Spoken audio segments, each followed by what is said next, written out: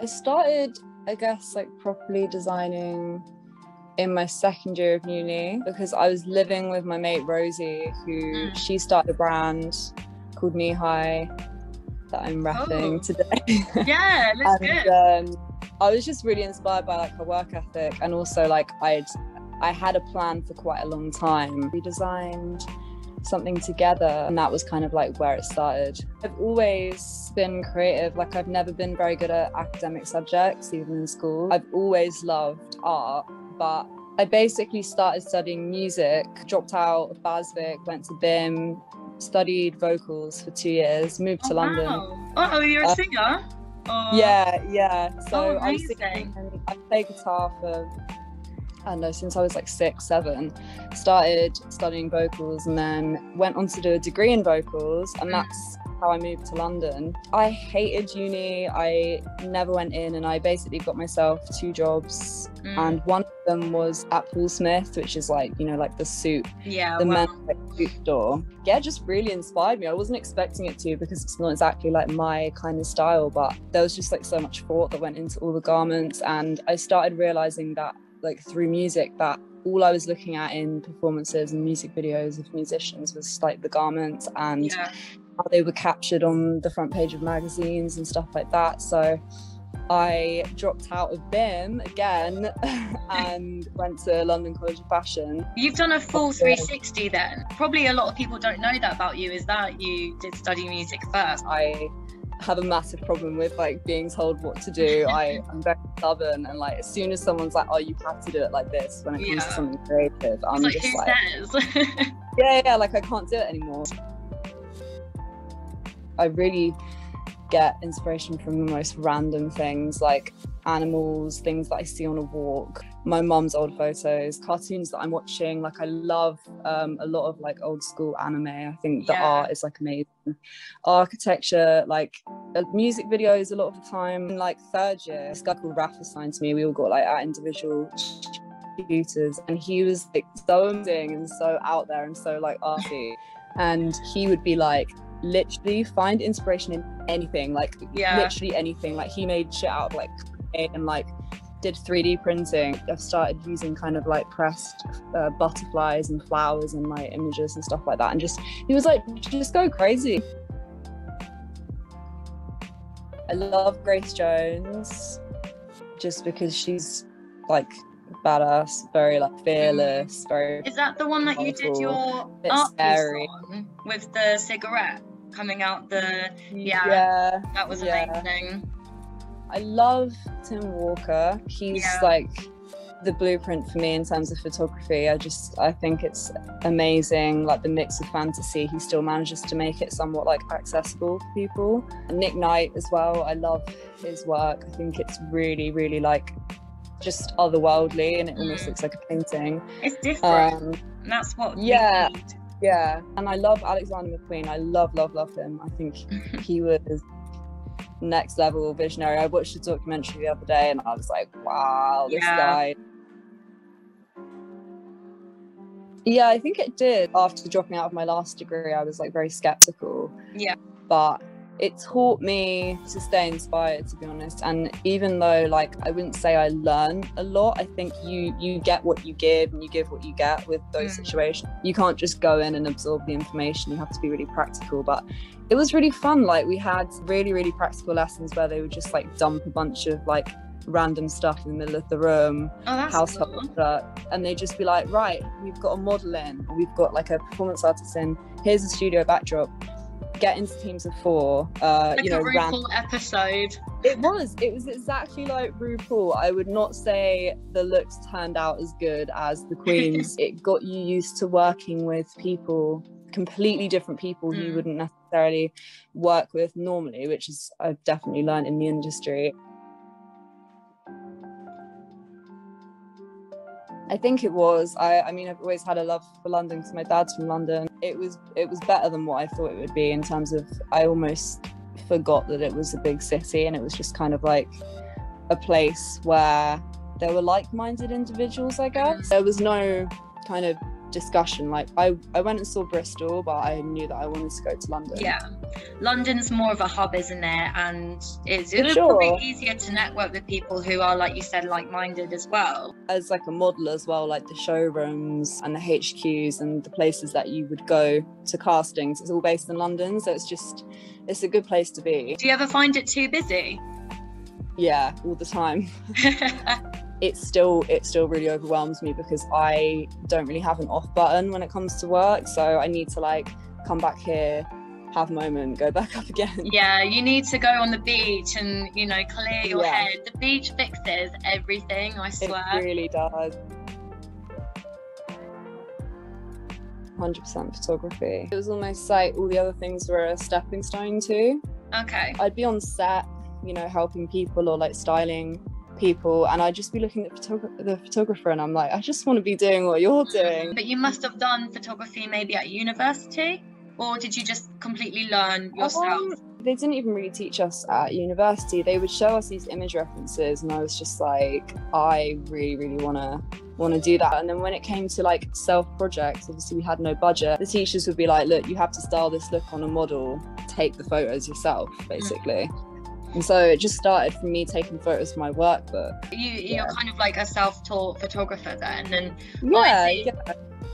with anyone who maybe wants to learn photography like you, there's always YouTube as well, and you obviously you don't have to go to uni to learn photography, because you do a little bit here and there on your calls. See my boyfriend, I never work around my boyfriend because he's just like, get off your phone. And like my friends as well, although a lot of my friends a lot of the time we're like shooting together, so it almost like combines with my work. I hang out with my brother, play games, watch anime. Nice.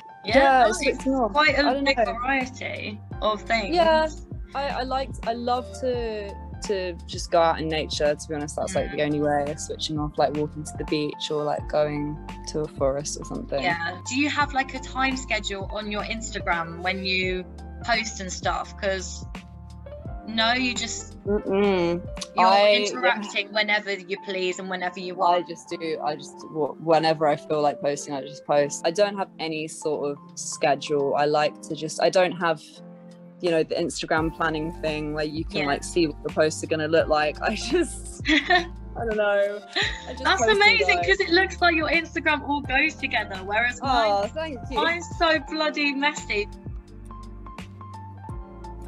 I kind of just wish that I'd had that like a year or two ago when I was figuring everything out myself. I know that the industry is like full of gatekeepers.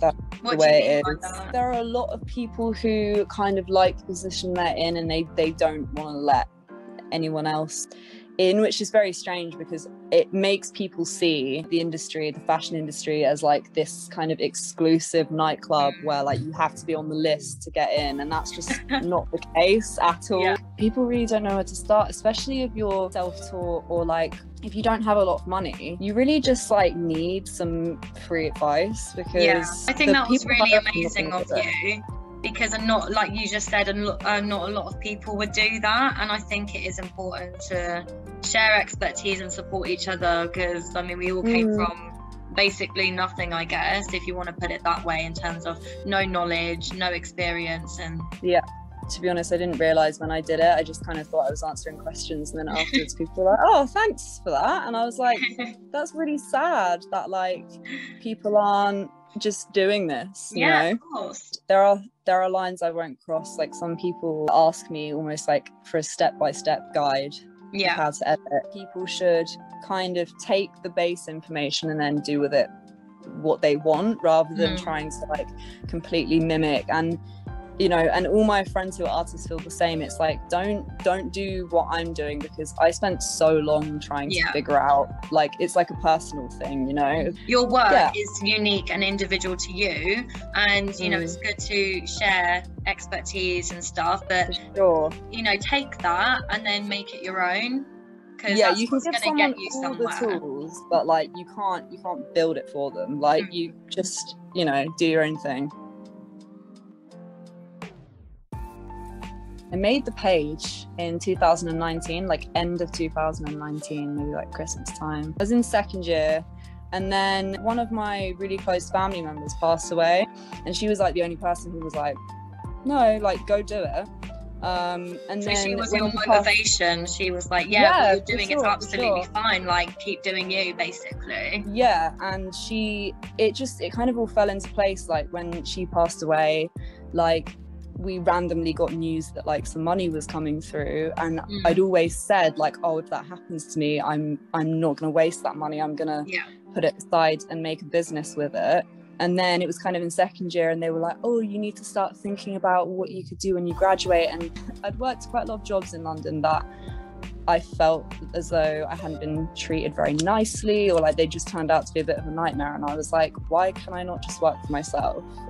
You can, of course you can. The goal, to be honest, was I just really wanted to create some fun stuff. You got this money and you used it to be your sort of own entrepreneur, and it's also sentimental, like value your business, and it's kind of like a tribute to the woman that motivated you. And that's amazing. I think my goal's just always been like, obviously I want anyone to wear it, any gender. Like I want it to be kind of accessible. It's the price point isn't too high, because I feel like, again, that's just not realistic.